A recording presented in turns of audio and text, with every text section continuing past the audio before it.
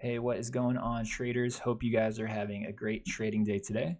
I wanted to share why we took these buy and sell opportunities on Blackberry today. Hopefully it's helpful for you. Maybe it is, maybe it's not. This channel is all about helping us become a little bit sharper as day traders every single day to be more consistent and more profitable. And I want to show you guys exactly why I took these entries and exits, and hopefully it's helpful for you. So let's take a look. First off, these retracement zones that you see here, I had these retracements set before the market even opened today. So before all this price action even happened, I had these retracement zones placed. And you can see here that the market had some kind of significance going on in these retracement zones. And I'll explain to you exactly why I placed those and why they're significant. Okay. So the first one is simply pre-market resistance. We saw here at $11.50 that we are getting some pre-market resistance, and Blackberry, they had a fantastic bull run late into the trading session yesterday. If this continued higher through pre-market, I would have been bullish at market open, but since we kind of consolidated, we failed to break our high for yesterday at $11.74. I had a good feeling that we would at least have a quick sell-off at market open, and so I set this retracement here as resistance for pre-market. This next one here is actually a 15-minute moving average. So if we pull up a 15-minute moving average here, you can see here that that lines up with that second retracement zone right at $11.20. The next one was around $11.10, and that was because of yesterday's price action. If we go back to yesterday's trading session, sorry about all the skipping around here. If we go back to yesterday's trading session right here, you can see that the average closing price on the VWAP was $11.12. It's right around $11.10. We also had a little bit of significant price action here in the trading day yesterday at that zone as well. So why do these retracement zones matter? Well, our whole strategy as day traders is to take quick advantage of opportunities. And we're looking for zones where traders with big money are going to get out of the way for a moment.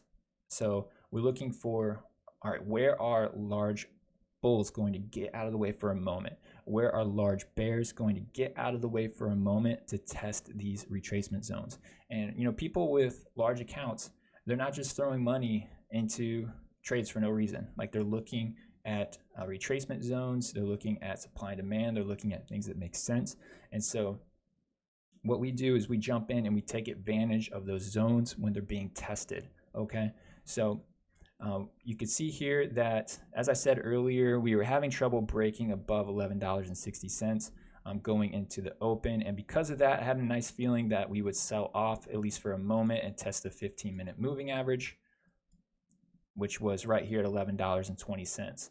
Now, back to our 1-minute chart here, you can see in the pre-market right here, you can see that we were selling off already, and I noticed that.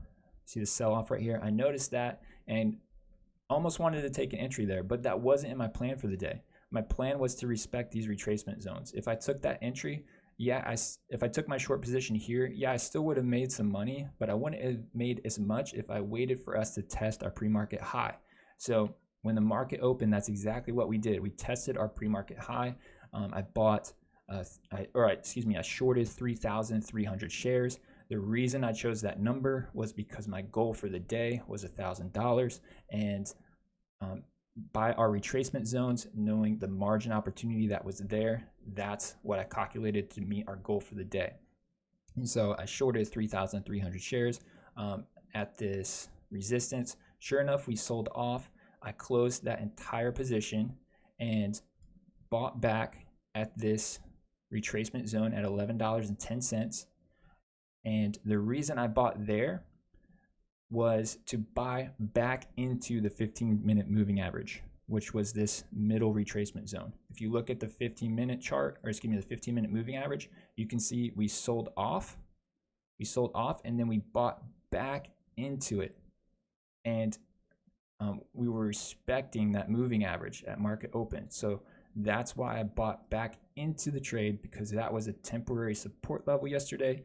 and we're buying back into retracement at the 15-minute moving average, and then we sold everything and closed the day a little under $1,000. Now, the most important thing about this trade has nothing to do with these retracement levels. It has nothing to do with the size of my trade. Really, at the end of the day, the most important thing that I can say about this trade is that because of the plan that I had going into the day, it avoids any type of emotional trading. Blackberry was a very popular stock this morning. It had a crazy bull run yesterday. Is probably the most talked about stock in different platforms today. And so you knew it was going to have a lot of volume. And, you know, if you just simply thought that it was going to explode today because of that, you would be in the red right now. The stock is down 2.47%. You would be in the red.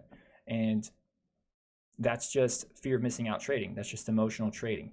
And so by having a plan and sticking to it, it takes away the stress and it forces you to stick to the decisions that you think make sense.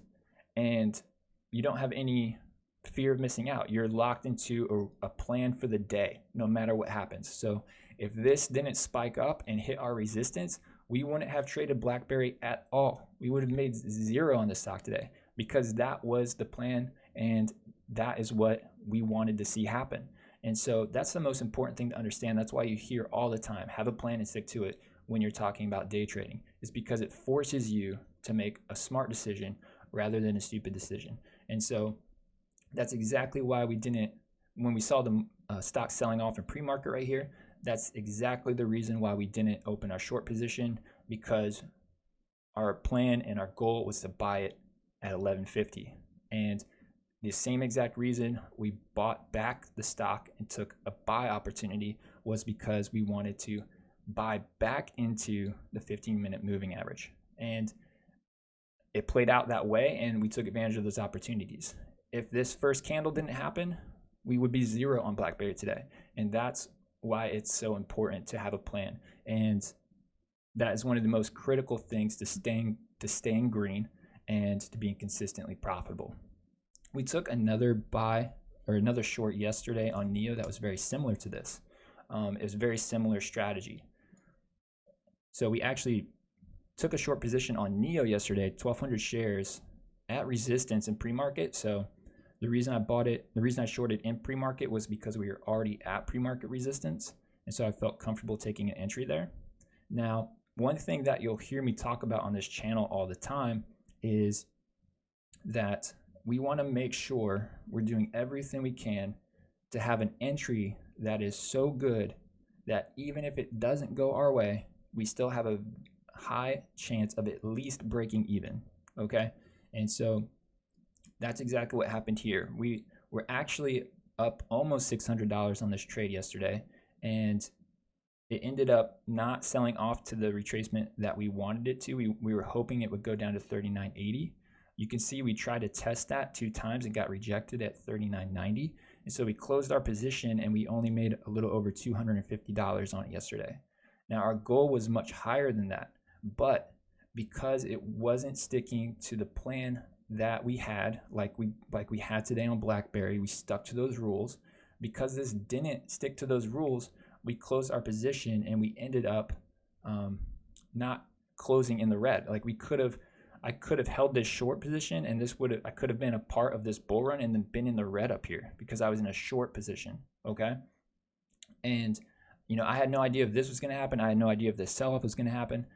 All I know is I'm testing these retracement zones. They weren't going my way. I had an entry that I was very confident in, so I knew I would at least break even if it didn't go my way.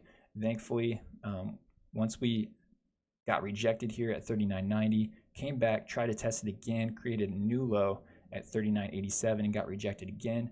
I knew my retracement for 39.80 was done, and so I closed the trade and was only up 250. And that's what I mean by having an entry so good that you know if it doesn't go your way, you can at least break even or make a little bit of a profit, okay? And so I hope this video was helpful for you guys. Please let me know what you think in the comments section. Really proud of this trade today, really proud of the work that we put into it in the pre-market. You know, one of the biggest things to be consistently profitable is you have to be in the stock market. You have to be looking at things in the pre-market and lining up things that make sense. If you're signing in and trading right when the market opens and you're not doing your work beforehand, it's going to be extremely hard to make money in the stock market. You have to get up early. You have to put the work in. You have to put the time in. And so everything worked out perfectly today. It was a great day trading. So far, we are 20 days into October. We've had 2 red days in October. We had 1 red day in September.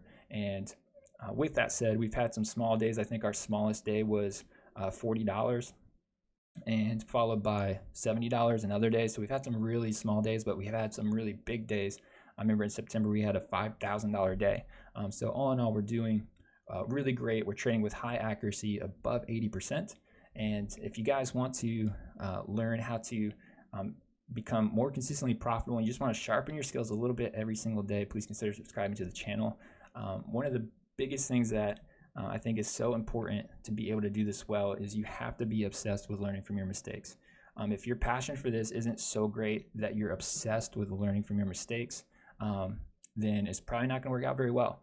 Any career path that there is, the best of the best have that common thread where when they do something wrong, they want to know what went wrong. And whether it's, you know, if you're a chef or maybe you want to be a radio host or a day trader, it doesn't matter. At the end of the day, the best of the best are obsessed with learning from their mistakes, and they're lifelong learners. They're constantly trying to get better every single day. And so that's kind of what this channel is all about. So please consider subscribing, and I look forward to hearing from you guys and seeing you in the next video. Take care.